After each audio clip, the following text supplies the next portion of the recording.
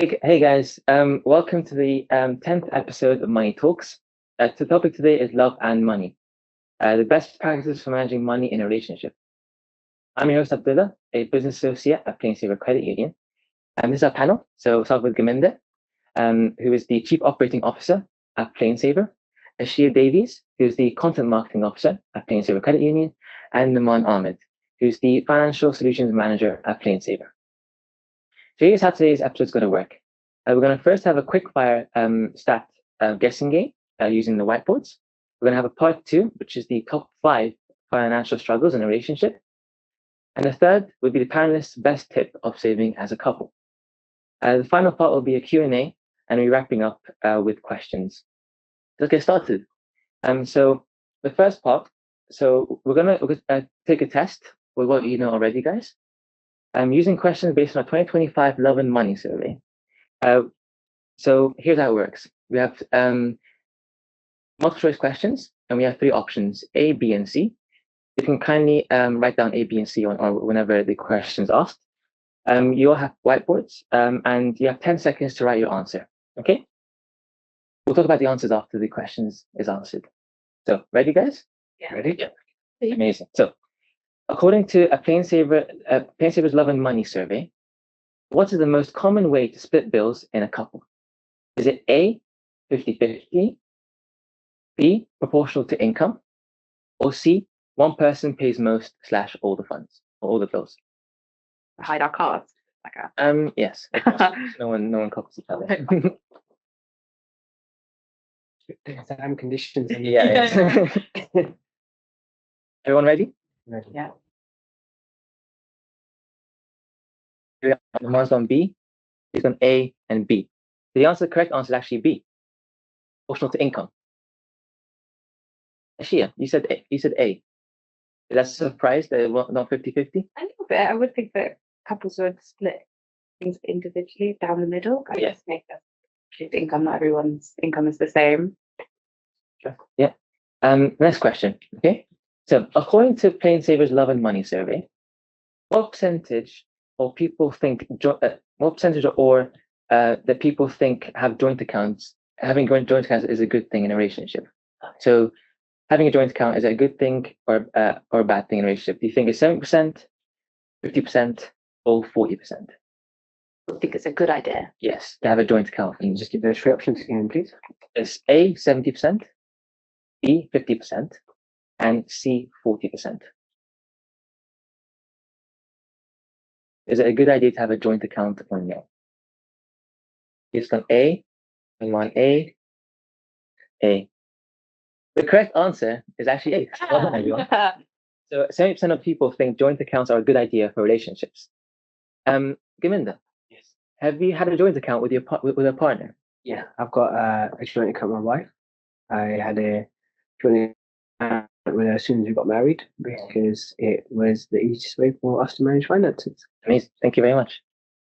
Next question. So, according to Plain Saver's Love and Money survey, what percentage of people believe you should tell your partner how much you have in savings?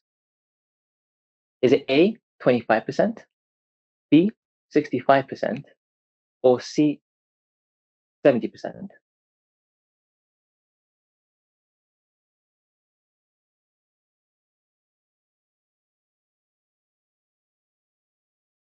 Ready, guys?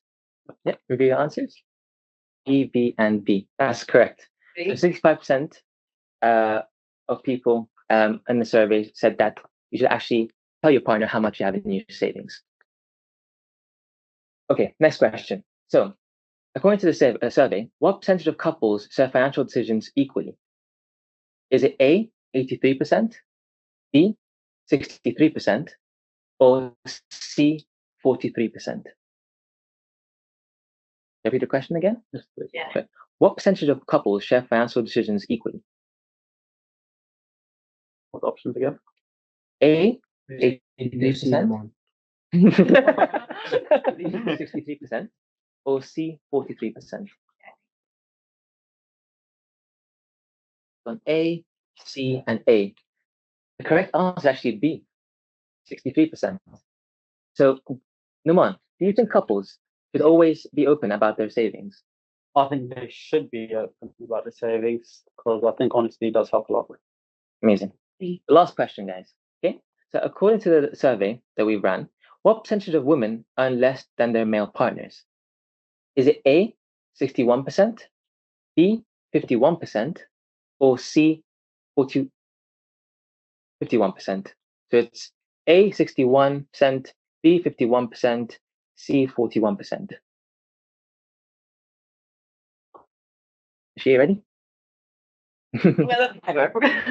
So you've gone A, B, and B. The correct answer is B. So according to the Gov UK website, women are earning approximately 7% less per hour than men for the same role. That one B was 51%. B 51%. Yeah. Cool. Amazing. So that's the end of the quick fire round. We'll now move on to the financial difficulties section of our segment, top 5. So we asked our survey participants to share the biggest financial difficulties they face in relationships. We're going to share and discuss these topics. And before we reveal the results, we'll take some guesses first. Okay? So I'll go through everyone first. So what do you think is the top 5 topics that I discussed regarding financial difficulties? I want us to just name Yeah. things out. Yeah, name things out. Debt That's clearly will be one of them. Family burdens. family burdens. Nice. Housing. Housing costs. Okay. I think transparency. I think just actually talking about money would be a big one. I think spending habits between the partners. One could be like a saver, one could be like a very big spender. Okay. What do you think is number 1? I think talking about it. Yeah, Discussing honestly. finances. That would be my opinion. So I'll run through the topics. That's great. So the topics which were discussed, which you've already mentioned, first one is mortgage and housing costs. At the top. Yeah. Okay. Top financial The difficulties. second is honesty and communication about money. So you've highlighted that already. The third one is income differences and unequal contributions. And the fourth one is overspending and different spending habits. That's what you were saying about Yeah. the spending and the The saving. fifth is saving for the future, is enjoying life now. So those will be the top 5. So we'll run through. I have a few questions for you guys for the panel, Okay. for each topic. Okay. So let's start with mortgage and housing costs. What advice would you give to couples trying to save for a home while still enjoying life? Start with Gurminder. So, when you're thinking about saving for a home, the thought process has to be far beyond just thinking about saving for a home, because you're not just taking on a mortgage. With the property that you end up securing, you're taking on the council tax, the bills, the spending for whether it's Sky TV, Virgin, the internet, TV electricity, the TV license, you name it. There's a number of bills which you may previously have not considered if you're living in a furnished rental place where the bills are just X amount per month, or if you're living with your family and you're not contributing to these things. So my advice would be is think about your finances more holistically than just what you need for your mortgage. The second part is if you need X for your mortgage, you plan to save Y, because the mortgage costs aside, there's other things taken into account like stamp duty. There's things taken into account that you need immediately, like solicitors' costs. And there's other elements that when you go into a house, so they could be financial burdens. So I would just say, make sure you approach it with some really thorough planning. And then with that in mind, then secure the right property for your budget. And how would you say, given all the commitments in life and living with someone, how can you still enjoy life? How can you still go out? How can you still, I guess, plan your next holiday and dinner evenings together? How do you say you approach this? Yeah, so as a couple, you earn X and your spending is Y. So if you know a holiday will cost X amount, you just make sure that you're saving the right amount per month. Some people that's more easy and natural because they have excess income. For other people, that's more difficult. But it's also making sure that holiday that you're going to fits your budget, because it's important to have holidays. It's important to go out, but instead of having takeaway 6 times a month, maybe you go out to a restaurant twice a month, but it's a really nice time out. So you have to make the right sacrifices to your income. Yeah. So I think it's really easy to enjoy yourself, because there's so many things you can do at home as well now. Yeah. So it's not just going out and spending money. Enjoying yourself is spending time with the people you want. Yeah.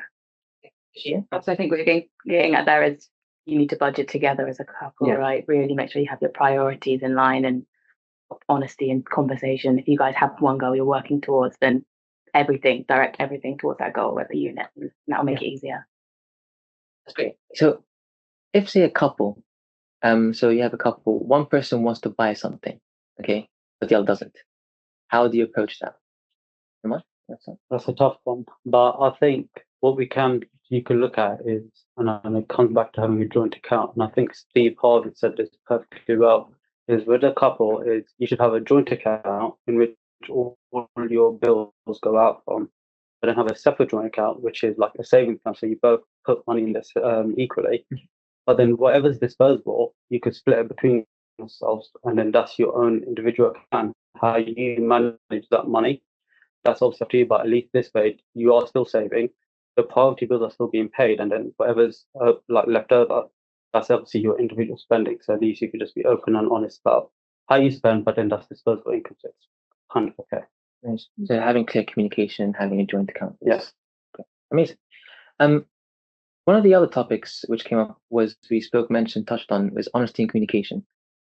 So how transparent should you really be with couples? And is it important to share everything regarding income, savings, as well as debt? How important is that? Simply yes, and very important. Okay, but how would you say would you approach that? How would you When speaking with your partner, and you just be open and honest, because when you're in a couple, a lot of these things shouldn't be a surprise when you get to the point of having a joint account. A lot of these things you should even know about each other, and if you don't know about each other's habits, whether it's spending money on, stereotyping about men spending money on football, going to football games, or playing football, or What do women spend money on? spending money on going to play football, and football games, and other things along those lines, right? So. I know the women's football team for England is far better than the men's anyway, so it's far more entertaining. So absolutely, whatever you spend money on, you'll have a good idea, because you would have gone shopping together, you would have stayed together, you would have gone on holidays together, and you see whether your spending habits align, or if they don't align in the first instance. You also know what your commitments are to an extent. Yeah. And when you're talking about, when we get married, we're going to buy a house, you would talk about how much savings have you got, or what do you earn, and how much would we need to save a month to be able to get this. So I think if it's a surprise to you at the point of marriage, it's not that you needed to fix it then, it's something went wrong before. So how about early on as a couple? So if you're going out with a person and you have a lot of debts, for example, so credit card debts, and you're quite afraid that they might leave you because of that, and as a result you would hide that from your partner, what would you say is of course you should be honest, but for them, their mindset, and with a lot of people, I've read a lot of reports. I've seen that when they do maybe get into a relationship, they don't want to expose everything because they're quite worried that it might maybe lose the connection between each other. So I'll use a live example, because of friends that I know have had a similar situation, and when they approach you, say, "How shall I go about this?" The answer is going to be as boring as it is and as broken. The answer is always open and honest conversations. The reason for that is, I'll give you the flip side of what you just said. Yeah. If the person is under the impression that there's no debt, and the person earns A, B, or C, in their head, they can get a mortgage in 6 months. But then when push comes to shove, and that credit card balance seriously dampens the amount of money they can earn, they can borrow, so on and so on, and it puts them back another 6 months, that's more likely to put you back in a relationship than anything else. And at least if they're aware of it, you can make plans even together to overcome it. So to use the example of my friend who was afraid of, some of his younger days when he built up loads of credit card debts, enjoying life, his wife actually, who's wife now, actually helped him clear it together so they could get in a position to get a mortgage quicker. And now they have 2 kids and so on and so on. So open and honesty. Yeah, own what you've done on the credit card. You've spent money like a lot of people do, and move on. Yeah, so there's loads of people borrow. It's a normal thing to have credit card debt, to have loan debt, just be open and honest about it. I think you'll find that you'll get the same back more likely than not. Just don't be afraid, and you might even be able to learn together and help each other clear that debt together, Yeah. like you said. And from the other person's side, equally, I think it's important that they approach it with sensitivity and not judgment. Yes. Because just because they may not have built up debt, it doesn't mean, as you've said, it's very normal. Mm. So one person's normal, another person normal is different. Yes. Yeah. Yeah. But also, you don't know what that person might have gone through to build up the debt. But if they do have a plan of action, or you do have a plan of action to then clear the debt, I think you open up normally saying, "This is what I have.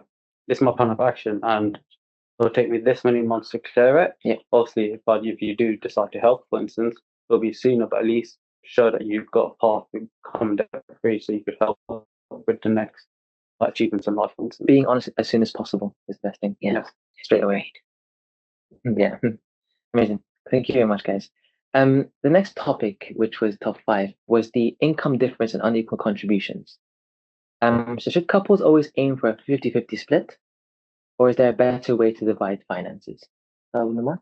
I think couples should look at proportion, because if one person earns like 10,000, and then the other person earns like 2,000, they're doing a 50-50 split on household costs. It is unfair because obviously you're taking more money away from whoever earns the 2,000. But if you do it on proportion, at least it's fair, and everyone has like the same proportion of like disposable income of goods, and you don't want to put unnecessary pressure on the person not earning as much as obviously yourself. But I think doing a proportion split would be the best thing, to be fair. When you say proportion, you mean like a percentage. Yeah. So you mean like if in that particular example is 20%, it's 20% of the income. You say if the mortgage is 1,000, then that person should contribute £200 to the mortgage, and the other person would contribute £800. Yeah, because it's still fair. Yeah. But if you say to one person, both of you guys do 500, it's kind of unfair, and it can be more burden on whoever earns less.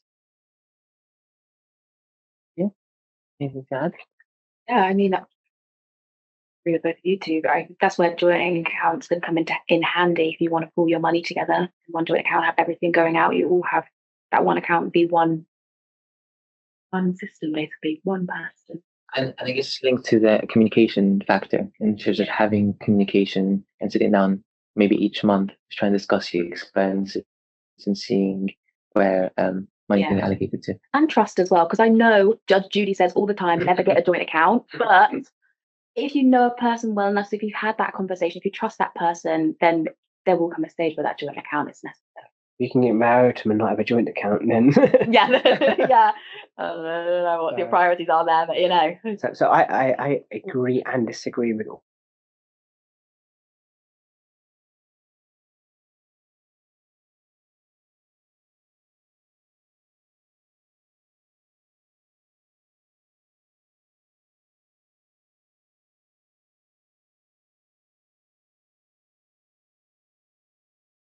You're a couple, and I think life changes is different as well in your circumstances. If you're whether you're dating, whether you've got kids, whether you've got a mortgage, I think it all adds weight into the scenario.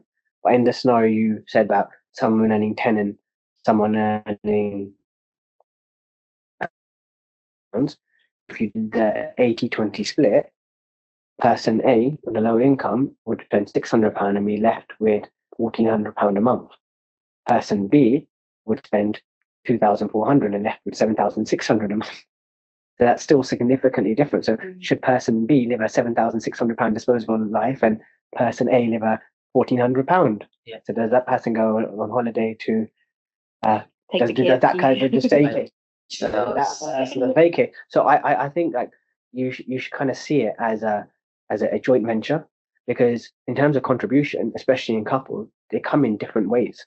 So recently being a father to a second baby, her contribution to our family life is very different. So yeah, she won't work for the next year or whatever she needs to do with maternity, but her contribution is very different. So I think overall to what you want, your contribution is not just monetary. Yeah. And moving on to like the point about contribution and regarding power dynamics. So of course you might find in a relationship throughout the years that there might be a situation where you're contributing more than others, and then they might be contributing more. So it might be not just a portion straight away. It might be something where they might contribute more at one stage of their life, as you said, and then at a certain time it might go back into proportion or to a joint account. So you might see moments of where you find times where you try to help out wherever possible, because a lot of times in financial history, as you've seen, go ups and downs and pieces of cost of living. So you try to help out whenever necessary. It's great. Regarding overspending and different spending habits. So what happens when one person is a spender and the other is a saver? I want to say that we've kind of touched on this, but you have to have your own non-negotiables as to what you want for your future. And at the end of the day, you have to put yourself first. And early in the relationship, if you see these signs that you might not be financially compatible, it's either worth having that conversation or finding someone that does have those same spending habits or can conform to the goals that you want to have for your life and their life together. That makes sense, doesn't it? Yeah. And that's, I think spending habits. I think this will always be a small bone of contention, but it's about picking your battles, and the small things purchasing are small things. They don't really need discussion. But if it was, you're buying a car or you're getting an extension to your house, or you're spending a significant amount of money, then absolutely you need to have a discussion about it, especially if it has any direct conflict to your future goals. So I think in that sense, but if it's, I always joke with my wife, like, because of her, I'm best friends with the Amazon delivery driver, with the Hermes driver, with the Royal Mail driver, with the Every driver, with the DPD driver. I mean, during COVID, I think they were the most constant people I saw. So leaving it in the driveway, and I think it's okay. So I think it's okay, but at the same time, it's being sensitive towards what each person wants, because I might see things as an unnecessary cost, but then she might see me playing football 3 times a week and spending a tenner every time I play football as an unnecessary cost. So I think it's just being very sensitive to each other's wants, because that's the difference. Everything else we've spoken about are needs. So there's not really anything like, oh yeah, that will be a big deal, but the wants are where you have the bigger deal. I think it comes back to whatever's after the need and the wants. If you just split like whatever your left over like disposable income is, whatever is your money is your money. You could go do what you wish. Partner could do what they wish. But as you said, any big commitments like cars or furniture purchase, obviously that's jointly, that's separate. But the small stuff, it's separate, and you could just go ahead and do that. So how do you say you set spending boundaries without controlling your partner? How do you let them do what they want, or how do you set boundaries? Did you say?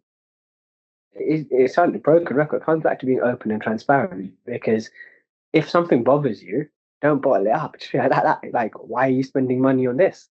And vice versa. I'd expect the same back. And if you can have a conversation where it's logically explained of, this is why I need this, or this is this, or if it's just a case of, well, it's not logical, but I want it, and you understand this is something they're gonna want. You make sensitive sacrifices, but at the same time, that needs to be both ways. It can't just be everything I've ever wanted to buy, I'll go and buy. So you have to look at the bigger picture as well. Yeah, I agree with that. Both say have your fund, create your little budgeting pots for things that you want and things that you want as a couple. Getting into budgeting together can No, I think I agree with Comment on that one, to be fair. Amazing. So the last top 5 financial difficulty topics was regarding saving for the future, versus enjoying life now. So how do you balance saving for the future with living in the moment when you're in a couple? budgeting. It's budgeting. I just said it. Have a fund.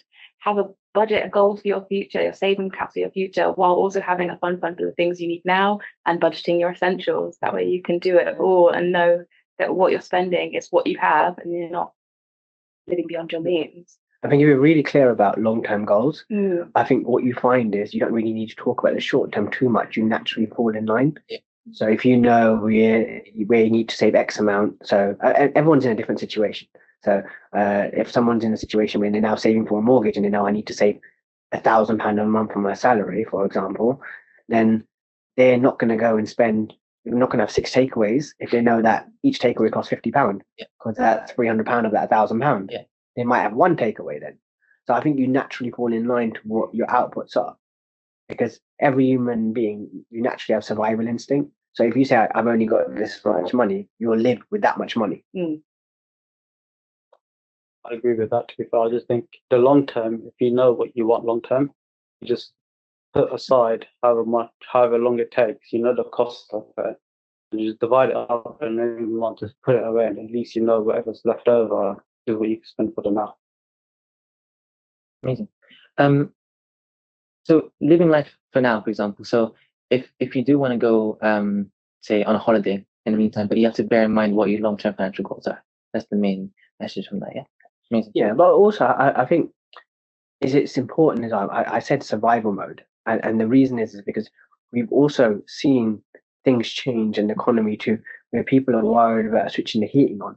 So the holidays aren't even a conversation, and people are very happy to accept that. Christmas is a lot more different because what you spend is less, because you're more worried about the electricity bill going up, and like there's been a lot of financial trauma in this country and maybe in the world since 2020 with COVID and other elements that's happened with the base rates going up and down. So I think, yeah, you naturally fall in.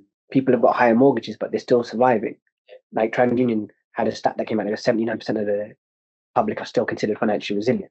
But clearly, everyone's situation has changed. But you adapt and you live within that situation. And so for some it's easier than others, and some it's difficult, and that's why some do borrow, as we said, and that's why if they met someone later afterwards, then they have to be sensitive to the fact that people do have borrowing. And would you agree that times, in terms of especially now, you'd have to have a bigger buffer in terms of all these financial resilience and financial shocks which are happening in the economy? Would you say now is a very important time to have these buffers, or is that always been the case in the past? There has been, yeah, the climate in the economy has switched up a lot recently over the past few years, but that's more reason now to have an emergency fund. It's no different to before or after that. You should be saving in case of an emergency. Yeah. As a couple, car breakdown, even something unexpected purchase, a washing machine breaks, putting money together for an emergency pot. It's a pretty great buffer for that. I think that's really key. To be fair, I think Yeah. there are a lot of stats around this. So I don't know the stuff obviously on top of my head on this one, but a lot of times in the UK, for instance, sometimes they even have enough or £300 spare if an emergency is to occur. But I don't know what the percentage that is on that. It's always key to have some sort of savings for a rainy day pot, because you never know what might happen tomorrow, or you could be driving to work and your tire pops, which means that's 2 new tires, and obviously now with prices going up, that's already around £150 to £200 on average for 2 set of tires. So you always should have something there just in case, and that's where it comes down to budgeting and saving. I have 2 viewpoints on it. So if you can budget, great, but that's not feasible for everyone, because a lot of people are hand to mouth, and it's if there's choice of saving £300 a month or keeping the heating on for your kids or being able to pay for electric, that's a very difficult choice. Yeah. Right. But what I do think is important is there needs to be easy lines of credit, affordable credit, in case you do need something. So I talking about stats, and you said 300, which is interesting, but the latest, I think it was the FCA stat, said if 16 million people in the UK currently had an unexpected bill for £300, they'd have to borrow. So that's where we are as an economy. So I think it's great if you can budget and be sensible, but in many cases where you can't, the key thing is to be able to know where you can get the line of credit and support at a reasonable rate into the hands of a loan shark or legal money lending and so on and so on. But also you see like credit cards, for example, their average APR is around 35.5%. So it's quite easy to have that line of credit when wanting money. But then again, you do have other options like as well, like loans, as you mentioned. Amazing, thank you. The final question which I had for you guys was regarding the number one saving tip for a couple. So we can go again around the panel. I'll start with Naman, and then yeah, and please explain why. I think being honest and just being open with everything is the key thing. And then once you put all your finances together, then you could understand what you can save, what's there for spending, and so at least you both are like happy in the end of the day. So that's what I would say: the honesty and transparency. Kiyoshi?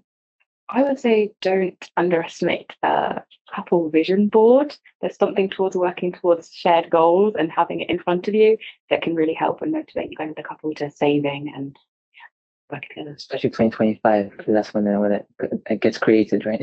Yes, I Of course. mean, it's February, so you could Yeah. still make it before 2025. It hasn't been a tax year. Yeah, I know, yeah. No, exactly not.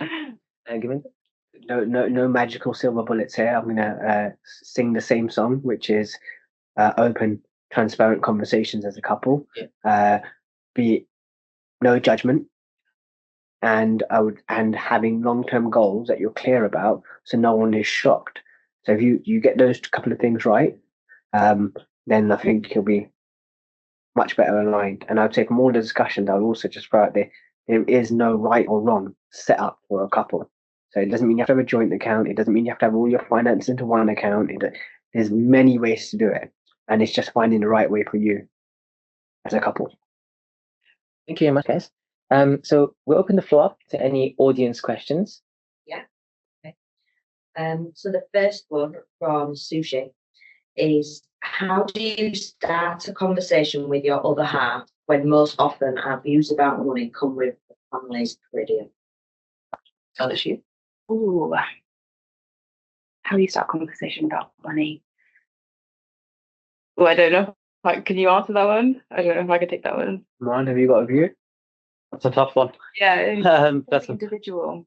individual, but I think once you get to know the person that obviously you're going to speak to, I think then you roughly just know. And once you get comfortable with them, then you could just open the floor and talk about money. But I think that's the key thing, is once it's getting comfortable with them first of all, then communicate about. Yeah, again, that's a very tough question to answer.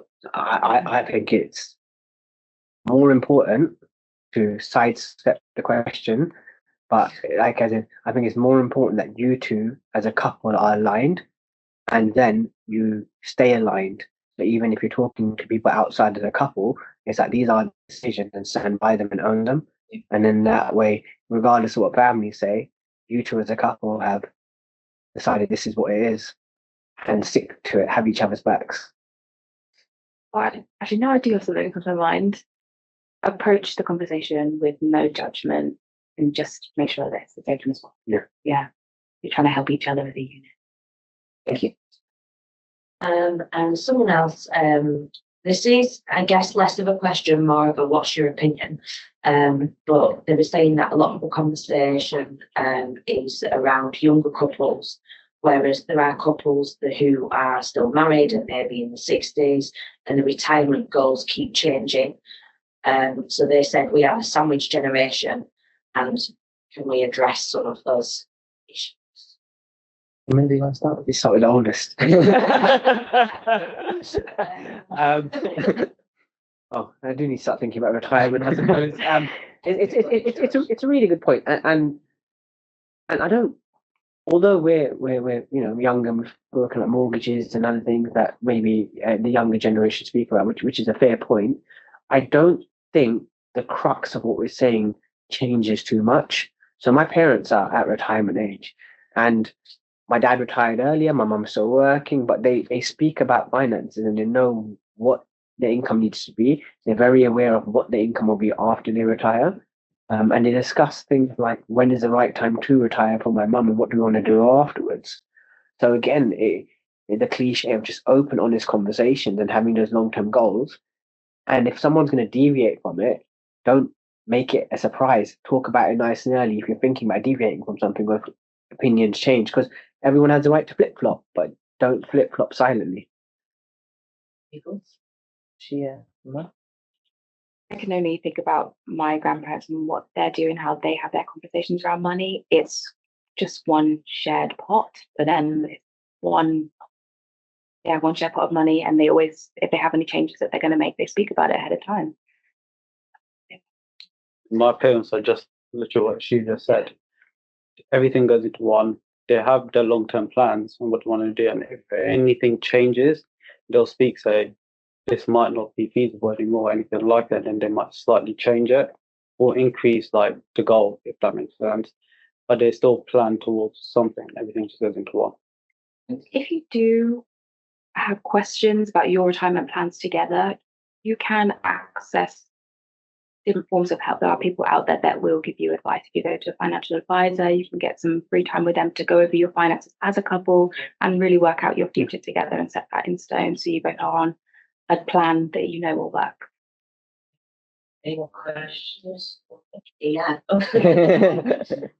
this next one was actually a comment from Victoria Copeland. So Victoria is part of our expert advisory panel, and she also works for the Money and Pension Service. Again, this one's more of a comment, but it was in relation to when you guys were discussing saving for your first home. She said, saving for a home is also a decision about your future. This is a long-term investment and commitment. Saving in a sacrificial way will be needed by most to save for a once-in-a-lifetime purchase, your own home. And she also pointed out that in London, it takes on average 12 years to save for a deposit for a first home. But I don't know if any of you have any thoughts on that. Any thoughts, guys? Well, is that individually as a I mean, you won't know. If you're still there, Vicky, I'd be interested. Is that individually or as a couple? Only thoughts I have on it is, I think the stigma attached to being in and around London has significantly changed. It was heading a certain way anyway, but COVID has expedited remote working and the need not to be in London, which was one of the key reasons why a lot of people would buy in and around London. So if your circumstances are different and you're not prepared to wait 12 years, there are other properties available in the UK where you can live somewhere else, and that can be your stepping stone. So you don't go from 0 to 100 in one go. You might have to buy 2 houses before you get your dream house. So it may be, and the way mortgages work is if you're buying something in 3 hours away from London or 2 hours away from London, be far more affordable, and maybe you only have to save for 5 years. But naturally, the mechanism or the vehicle will still behave the same. You pay your mortgage down, the equity goes up. And then in theory, you end up with a larger deposit whilst you're still saving. And in a couple of years, you can see if you can make a bigger purchase. You do the same thing again. And then maybe purchase 3, you get exactly what you wanted. And that's not a bad way to do it, because when you buy houses which seem perfect on day one, things happen like kids, and things happen like job moves, which changes your perspective on what the perfect house is. So this also gives that flexibility. I think also touching on what Gaminda just said, especially with like the increased hybrid working, and even if people still want to work in London, to commute to London, it's actually not that bad in London. Actually, the rail network is actually quite good, even though that can be controversial itself. The rail network is actually quite good, and it is affordable as well. So when a lot of people are saving, they can look at moving outside of London. Hybrid working, even if they're coming to the office twice a week, it can still be more affordable and cheaper than living in London. Any other questions? Comment. So ill health is the biggest spanner in the works and can really mess with people's financial plans. What can people do about that? Like, we all know that the wait times at NHS are troubling. I have one thing to say about this. We recently, in November, I believe, had a previous webinar with a financial advisor from Quilter. And one of the things they stressed is getting serious illness cover insurance for those things. I know paying that £3, £4 that comes out of your salary every month can feel like a burden, but when these things happen, you're going to be appreciative of the cover and the help that they can provide you. And that peace of mind that if anything does happen to you, your family will be covered, your house will be covered. Yeah, your mortgage will still be paid. I couldn't agree more. Statistically, 1 in 2 people have cancer now in the UK. So, as scary as it is, that's two people on this table statistically. So get the cover. Everyone thinks it's never going to be them, but make plans, get the right covers in place. It will be a minimal amount, hopefully, per month, and that can help. But equally, when it's life and it's illness, sometimes plans have to be put on hold, and that's okay because you have to concentrate on the more immediate need. And in response to what Ashia said, Sushi actually responded and said that you are right about that, and it's so much cheaper when you are younger, so important to start early. Thank you. I'll bring the mood back up with a question from Jess after you just said that. Okay, so if you won £1 million tomorrow, what are you doing to make that last the rest of your life? Is it doable? Oh, first up, Naman. I think investment. Just look at getting £1 million, seeing what best investment is. Now, property is like a key one, and because if you buy property, you're getting rental income. As you said, obviously the equity will always go up. And even if you buy 2 or 3 properties and then just still work your normal job, at least you got income coming in. You still have money left over, which you can still also invest in other assets or anything like that. And then, to be fair, I don't think I'd work another day in my life after that. To be fair. But I think that should be enough, to be fair. Yeah. I mean, I probably for the first day would go a little bit crazy. So let's say if I had £950,000, what would I do with that?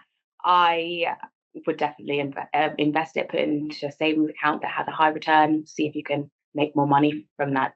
You could probably make a living from that for the rest of your life, like you were saying. But you could also start your own business venture. And if you want to take a little bit of risk with that money, it depends on your age. You might be able to take a little bit of a risk, start a business, do some risky investments and see what you can do with it.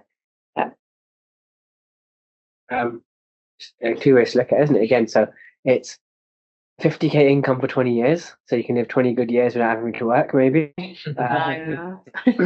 Or it's absolutely, you guys said, is what you do with it. So I don't think £1 million meant you'll never have to do anything in your life again, but it's what you do with that. So you might pay off your mortgage, and then you think with the rest of the money, start a business, something.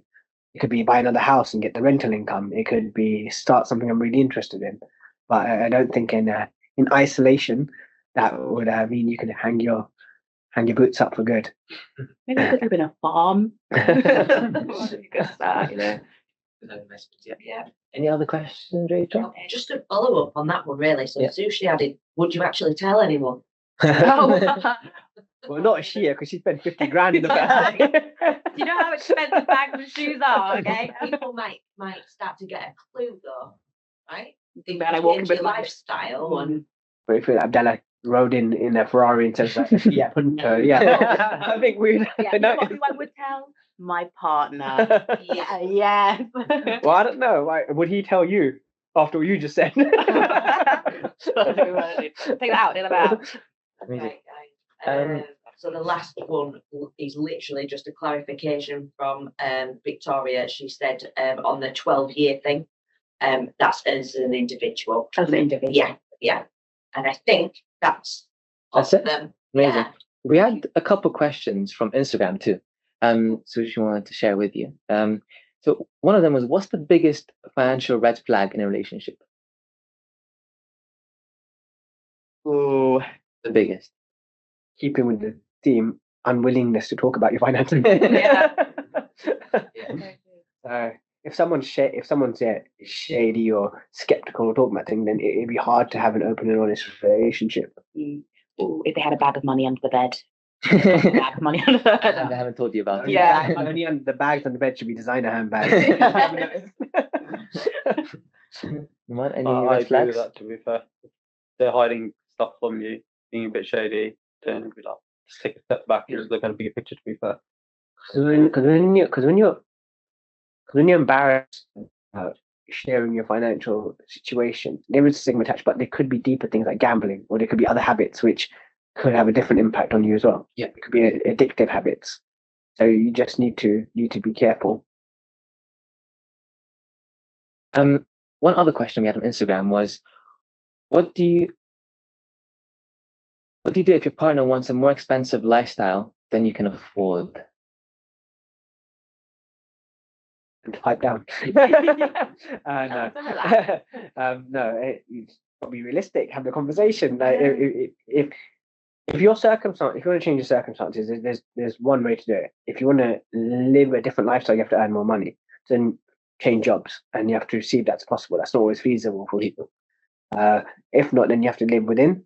And if you want other things, and you might have to make sacrifices in other areas of your finances. Say maybe not 6 takeaways, it might be no takeaways. Yeah. Or one maybe. One takeaway, or it might be other things that are. So you have to really review your wants and see what wants are more important.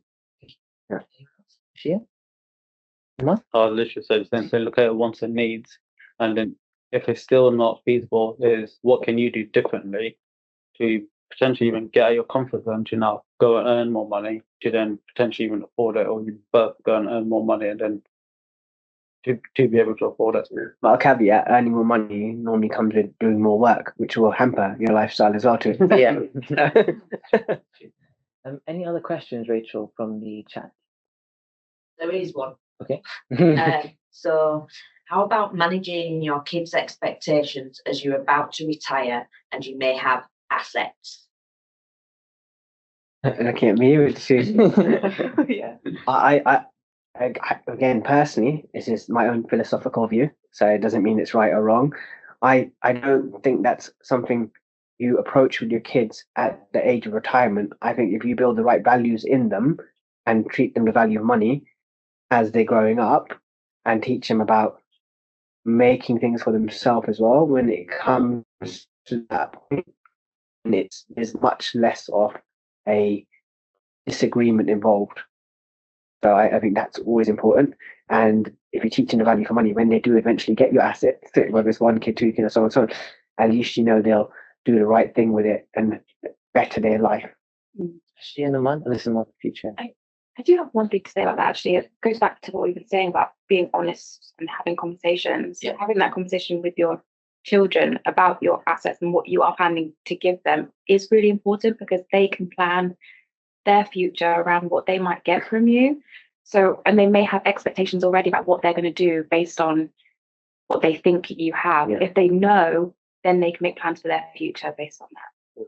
And that's a really good point, because then you can even expedite plans, because you don't want to get too old, because inheritance tax is real. So you don't want to be, you don't want to be on the wrong end of that. Yeah. And you can do things much, much earlier. I agree. Teach them the values from young about obviously everything. So at least you know that when you do eventually pass it down, they do the right thing with your assets, if that makes sense. Yeah. And at least if they do the right thing for the assets, it can also have an effect on like future grandchildren and everything like that. So at least it's better for everyone. Any more questions, Rachel? Okay, cool. So thank you very much for your time, guys. Thank you for all the panelists and also all your questions online. I hope you have a great Valentine's Day on Friday, and I hope you have also a great end to your week. Thank you, guys. Bye-bye. Thank you.